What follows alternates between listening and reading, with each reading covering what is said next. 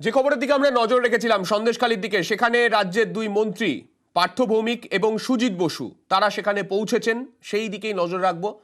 সেখানকার একাধিক বাসিন্দারা জমি দখল করে ভেরি তৈরির অভিযোগ তুলেছেন। অনেকে অভিযোগ তুলেছেন তাদের জন্য, তাদের জমির জন্য যে সেচের যে খাল রয়েছে সেই খাল বেআইনিভাবে মাটি ফেলে বন্ধ করে দিয়ে কেউ কেউ তা নিজের জমির জন্য ব্যবহার করছে।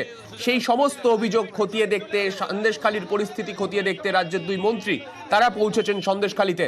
সাধারণ মানুষের সঙ্গে কথা বললেন সন্দেশখালী পৌঁছে, সেই ছবি আমরা দেখেছি। আমাদের প্রতিনিধি জিয়াউল রয়েছেন আমাদের সঙ্গে, জিয়াউলের থেকে জানতে চাইবো। জিয়াউল, আমরা যে ছবি দেখতে পেলাম, নেমেই এই ফেরিঘাটে নামার পরেই মন্ত্রীরা তারা সাধারণ মানুষের সঙ্গে কথা বলেন, তারপর টোটোয় উঠে তারা পরবর্তী যে যে জায়গায় তাদের যাওয়ার তারা যাচ্ছেন। এর মধ্যে সাধারণ মানুষের তরফে কি কি অভিযোগ ঠিক উঠে এসেছে?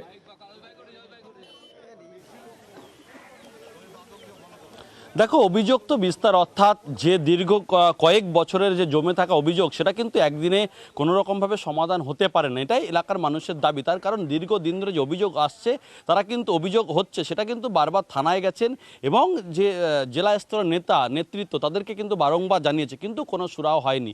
অর্থাৎ এই যে দীর্ঘদিনের অভিযোগ, এবং সবথেকে যে বড় অভিযোগ উঠছিল এই পাত্রপাড়া থেকে, অর্থাৎ একের পর এক জমি দখল। এখানে হাজার হাজার বিঘা নোনা জল, কৃষি জমিতে নোনা জল ঢুকিয়ে সেই জমি দখল, এবং রায়মঙ্গল ছোটকলাগাছি নদীর জল ঢুকিয়েও একের পর এক কৃষি জমিতে সেগুলো নোনা জল ঢুকে সেই জমি নষ্ট করে সেখানে মাছ চাষ, এবং সেই মাছ চাষ করার টাকাটাও পুরোটাও আত্মসাৎ করছিল শেখ শাহজাহান বাহিনী, উত্তম সর্দার এবং শিবু হাজরার বিরুদ্ধে অভিযোগ উঠছিল। এবং যে অভিযোগ গত 3 দিন আগেও এই পার্থ ভৌমিকের নেতৃত্বে এখানকারই এক তৃণমূল নেত্রী অষ্টমী সর্দার তিনি এসেছিলেন অভিযোগ শুনতে।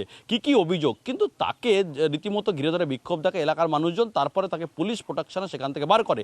তারপরে আজকে সে 2 দিন পরে আজকে সরাসরি পার্থ ভৌমিক, সেচমন্ত্রী এবং দমকল মন্ত্রী সুজিত বসু তারা সরাসরি এলেন এখানে সন্দেশখালী তথা ধামাখালীতে এলেন।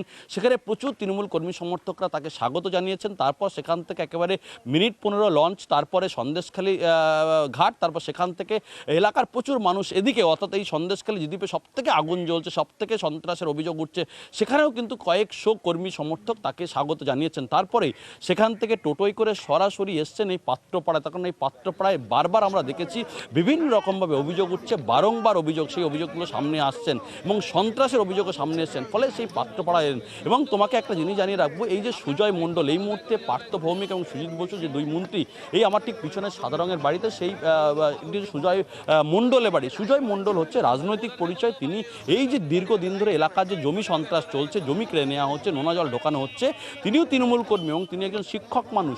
তিনি কিন্তু প্রথম প্রতিবাদ করেছিলেন, প্রথম প্রতিবাদের আগুন ঝরিয়েছিলেন, কেন গরিব মানুষের জমি কেড়ে নেওয়া হবে, কেন জবরদখল করা হবে, এবং সবটাই কিন্তু আঙুল ছিল শেখ শাহজাহান বাহিনীর দিকে, অর্থাৎ তারাই কিন্তু সন্ত্রাস করেছে।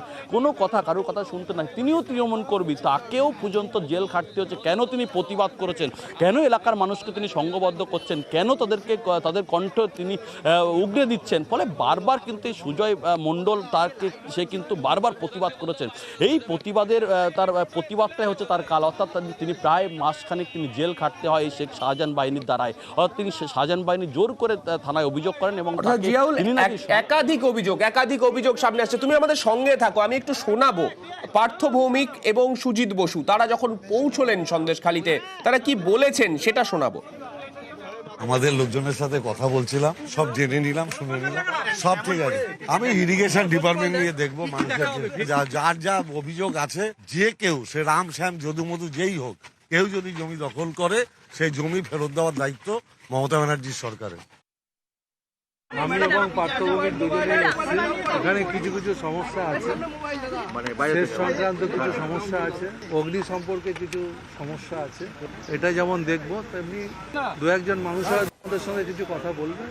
আমরা একটা জিনিস পরিষ্কার বলতে চাই, পার্টি কাউকে অন্যায়কে রেয়াত করে না, করবেও না। যা অভিযোগ ইতিমধ্যে পাওয়া গেছে সেই অভিযোগগুলো আমরা নিশ্চয়ই সেগুলো উত্তর দিচ্ছি। প্রায় 250টার কাছাকাছি আমাদের কাছে অভিযোগ এসছে। সেই অভিযোগের প্রায় 150-র মতো এনকোয়ারি হয়ে গেছে, 100-র মতো আমরা সমাধান করে দিয়েছি। আর যদি অভিযোগ কিছু থাকে সেগুলো দেখা হবে।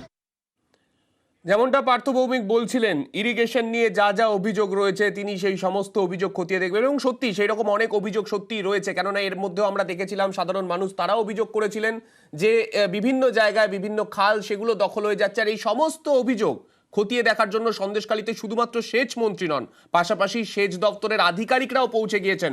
তারা গিয়ে খতিয়ে দেখবেন কার কি অভিযোগ রয়েছে এবং তার সমস্ত যথার্থতা বিচার করে দপ্তরের তরফে যা প্রয়োজনীয় পদক্ষেপ সেই সমস্ত প্রয়োজনীয় পদক্ষেপ করা হবে।